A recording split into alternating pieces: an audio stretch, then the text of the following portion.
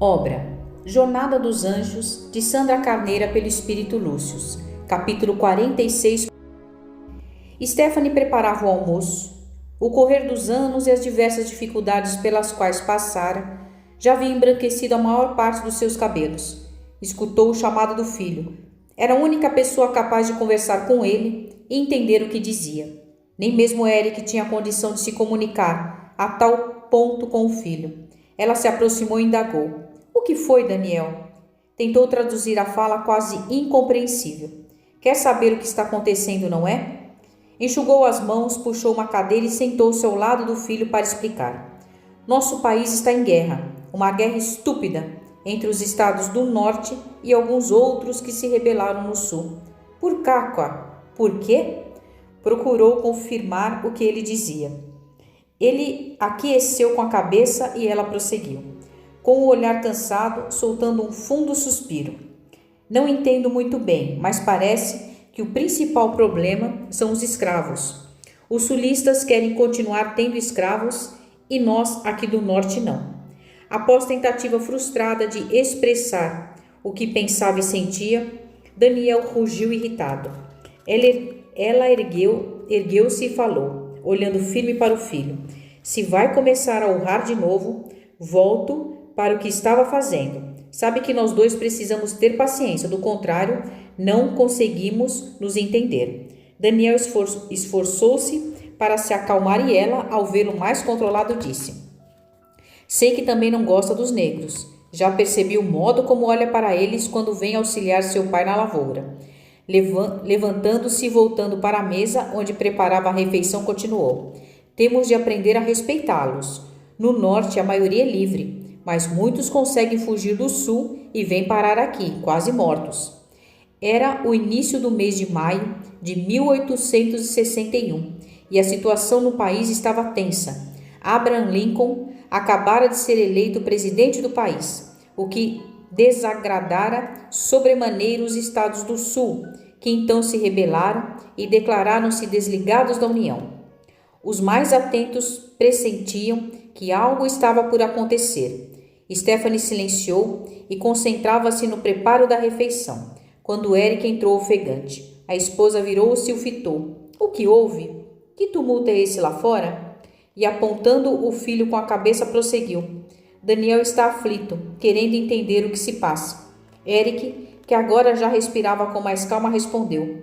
Os confederados atacaram Fort Sumter e o presidente está convocando todos os homens saudáveis de menos de 50 anos para engrossar as fileiras do exército, com o objetivo de conter e acabar com essa guerra o mais rápido possível. Stephanie sentiu o chão escapar-lhe, sentou-se atordoada e indagou incrédula.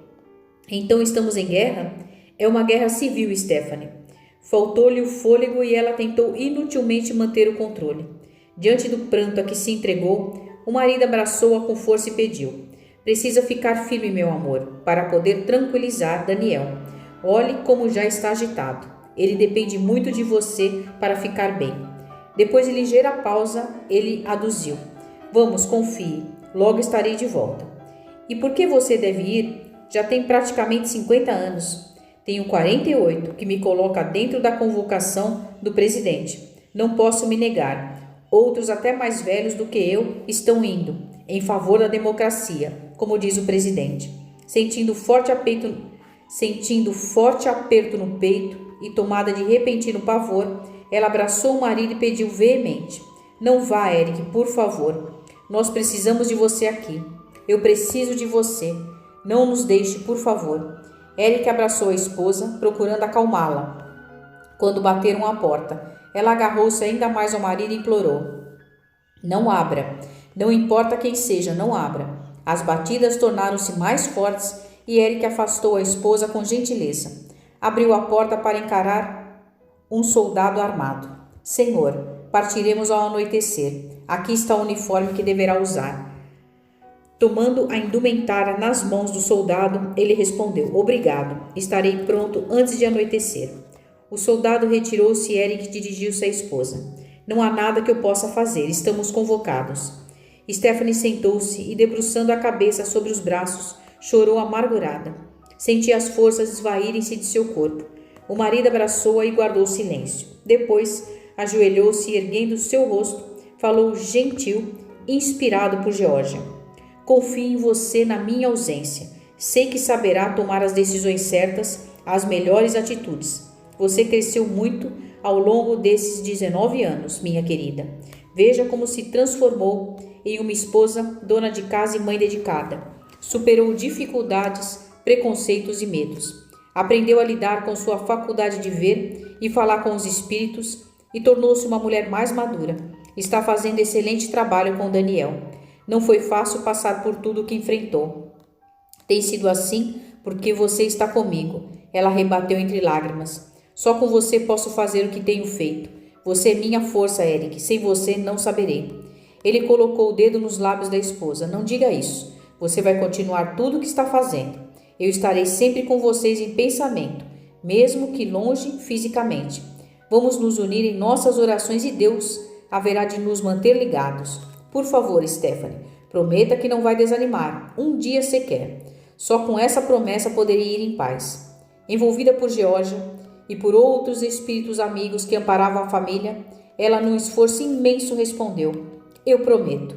Com um abraço demorado, Eric reafirmou: Somente assim poderei ir em paz.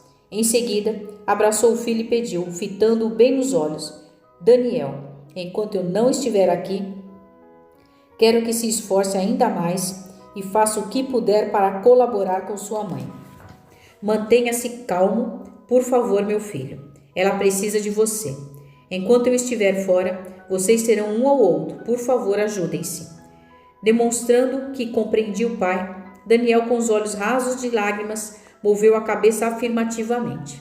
Eric abraçou-o de novo e falou, refreando a emoção que o dominava: Isso mesmo, meu filho, eu conto com você. E logo foi para o quarto, buscando ficar um pouco a sós. Stephanie continuou por longo tempo sentada à mesa, sem ânimo para sair dali. Escoada há quase 1 hora, Eric voltou para a sala e estranhou. Não vamos almoçar? Preciso sair daqui bem forte. Stephanie, que tinha um olhar perdido, parecia não ouvir o marido. Ele insistiu. O almoço está pronto? Estou com fome. Como se despertasse daquele pesadelo, Stephanie levantou-se e respondeu. Está tudo pronto, claro. Pode sentar-se para almoçar. Vou auxiliá-la com a mesa.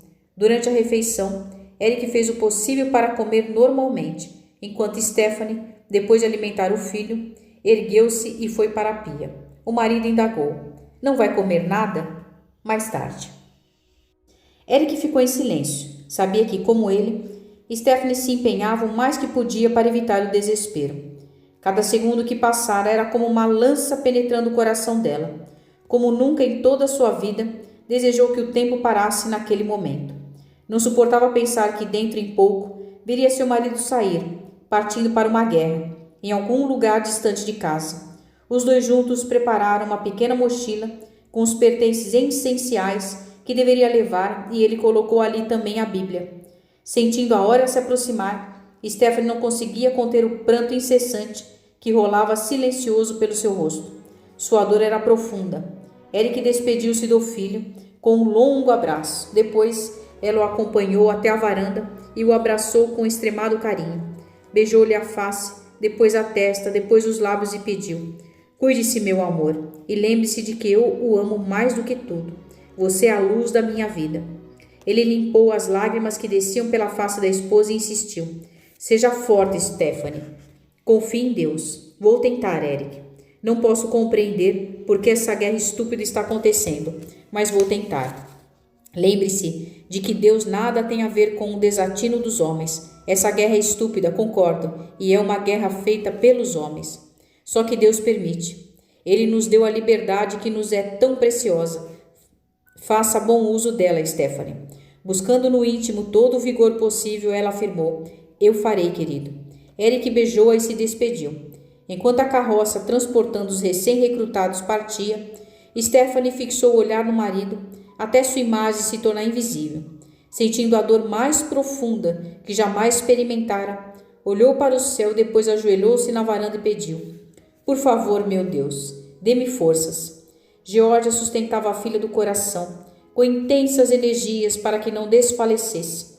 Então, os 6 espíritos amigos e protetores que ali se encontravam uniram as mãos formando um círculo em torno de Stephanie e rogaram as bênçãos de Deus para aquela mulher e seu lar. À medida que oravam com fervor, fluidos suaves se derramavam sobre eles e atingiam os centros de força de Stephanie, que aos poucos conseguiu absorvê-los. Com isso, ela pôde enfim levantar-se e entrar, tentando concentrar a atenção em seus afazeres. De noite, Georgia a acompanhava, transmitindo-lhe energias e influenciando-lhe os pensamentos e sentimentos, para que não se entregasse ao desânimo, nem se deixasse abater como era de sua tendência habitual. Stephanie, apoiada naquelas vibrações e sob a inspiração de Georgia, orava 3 vezes ao dia, às 9 horas da manhã, ao meio-dia e às 6 da tarde. Assim se fortalecia, bem como permitia que fossem mantidos à distância os espíritos que desejavam perturbá-la e ao filho.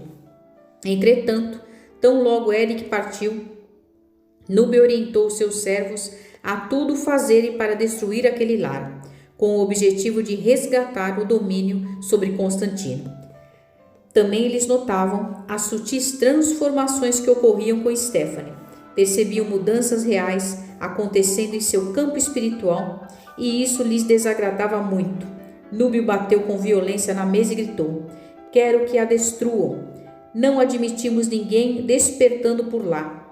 É fundamental mantermos o controle sobre eles. Faremos dos Estados Unidos a maior nação do planeta e através deles dominaremos o mundo inteiro." Incapaz de seguir o raciocínio de Núbio, um de seus comandados indagou: "Essa guerra se alastrará pelo mundo todo?" "Não, nosso domínio se firmará de maneira muito mais sutil. Os homens progridem com lentidão e para deter esse progresso daqui para frente não usaremos apenas a força bruta, atuaremos sobre suas mentes de forma hábil e ardilosa. Vamos criar através dos americanos uma cultura que haverá de aprisionar as mentes humanas ao nosso controle. Nenhuma religião nos fará recuar, nem mesmo Deus poderá nos impedir." Um dos colaboradores que desejava maior destaque no meio do bando interveio do fundo da sala. "E a tal atividade incansável dos espíritos do bem que se percebe em toda a Europa? Você já foi informado do novo movimento chamado Espiritismo que apareceu por lá? Sabe se ele oferece algum perigo para nós?" Núbio fechou o senho irado. "Por enquanto, não podemos fazer absolutamente nada. Estão protegidos por poderosas falanges de espíritos de luz, que não nos permite maior aproximação daqueles a quem orientam. E o tal Denizar Rivail? Não podemos atingi-lo? Ele deve ter pontos fracos. Já sabemos como é isso. Podemos derrubá-lo." "Você é muito burro mesmo. Não ouviu o que eu disse? Todos eles estão sob forte proteção, especialmente Rivail. Até esse deve ter um ponto fraco. Recebi detalhada a ficha dele. É um espírito do bem há muito tempo. Será difícil afetá-lo neste momento. Mas não se preocupem tanto. Nós vamos detê-los logo que nos derem a primeira oportunidade." Essa elevada falange que se mobilizou sobre a terra não poderá defendê-los para sempre. Derrubaremos os seguidores desse movimento e o enfraqueceremos, deturparemos e destruiremos, exatamente como fizemos nos primórdios do cristianismo e depois com a reforma protestante.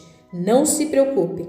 Vamos primeiro nos dedicar a fortalecer o Império Americano, transformando-o no que queremos e na referência para o mundo inteiro. Não haverá religião que seja capaz de nos conter. Agora vão, acabem com Stephanie e com o filho." "E como faremos? Ela não nos dá ouvidos, está sob proteção cerrada." Fitando nos olhos flamejantes, Núbio sugeriu: "Destruam Eric. Será muito mais fácil do que imaginam. Ele está vulnerável no meio da guerra." Diante da visível dúvida de seus comandados, ele orientou: "Façam Eric participar da linha de frente do pelotão, no campo de batalha, e coloque a divisão de Licínio contra ele. O restante acontecerá por si só. Entenderam?" Licínio está na Virgínia e o esquadrão de Eric não deve chegar até lá, pois tratem de colocá-los frente a frente e insuflem a memória de Licínio para reavivar o ódio que ainda traz daquele que o assassinou um dia. Ele saberá encontrar Marco em meio à multidão de soldados.